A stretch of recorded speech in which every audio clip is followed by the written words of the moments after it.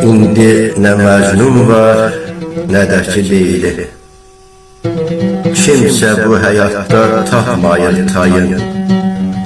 Qadın, kişi bir-birindən gileyli. Məhəbbət ortada olubdur oyun. İndi nə Məcnun var, nə də ki Leyli. Telefon olubdur bir görüş yeri.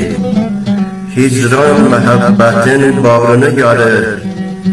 Evdə ailəsindən sevgi görməyən kənarda özünə həmdəm axtarır.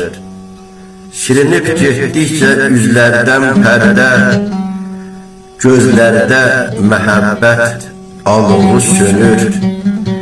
Könüldən ünsiyyət olmayan yerdə İstəklər ötəri həvəsə dönür. İstəklər ötəri həvəsə dönür.